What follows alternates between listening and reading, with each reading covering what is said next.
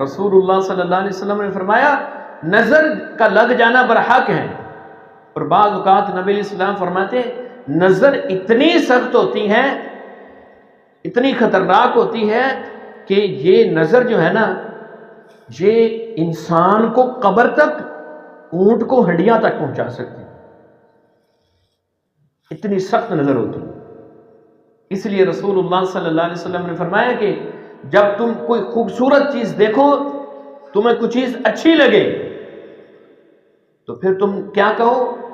ما شاء اللہ۔ یہ رسول اللہ صلی اللہ علیہ وسلم کی تعلیم ہے۔ ایک حدیث کے اندر الفاظ ہیں کسی کے کاروبار کو دیکھ کر تم خوش ہو رہے ہو، یا کسی کی کسی بھی بات کو تم دیکھ کر خوش ہو رہے ہو، تو تم بارک اللہ کہو کہ اللہ اس کے اندر برکت کرے۔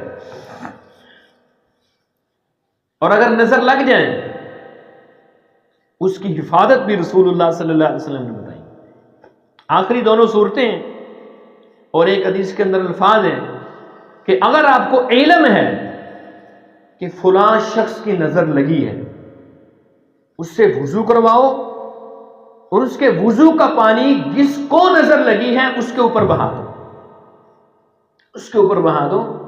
ایک صحابی کہتے ہیں کہ غالباً ان کا باپ تھا، وہ بڑا خوبصورت اس کی جسامت تھی، تو ایک دفعہ وہ اسی طرح نہانے لگے تو ایک شخص نے دیکھ کر خوشی کا اظہار کیا، تو جب کپڑے پہنے نہا کے فارغ ہوئے تو فوری بخار ہو گیا، بڑے سخت بیمار ہو گئے۔ رسول اللہ صلی اللہ علیہ وسلم کو علم ہوا تو آپ نے یہی حکم دیا، آپ نے اس کو حکم دیا کہ تم وضو کا پانی لے کر اس کے اوپر بہاؤ۔ وہ وضو کا پانی لے کر بہایا گیا تو اللہ رب العزت نے شفا دے دی۔ اور یہ بھی نبی صلی اللہ علیہ وسلم کا فرمان ہے کہ تم میں سے کوئی وضو کا پانی مانگے تو غصے کا اظہار نہیں کرنا ہے،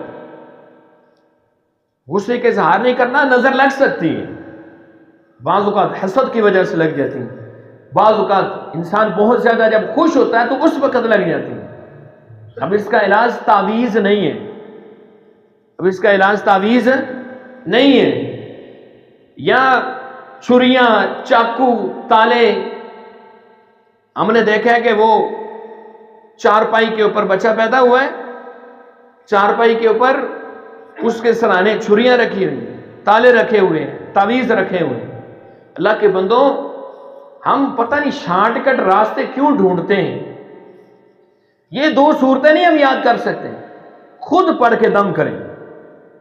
مولوی صاحب کے پاس بھی آنے کی ضرورت نہیں ہے، خود پڑھ کے دم کریں۔ صبح شام کے اذکار جب آپ کرتے ہیں، آپ اپنے بچوں کو اللہ کی حفاظت میں دینا چاہتے ہیں، نظر سے بچانا چاہتے ہیں، آپ وہ سارے اذکار پڑھ کے اپنے بچوں کے اوپر پھونک دیں، دم کر دیں، تو یہ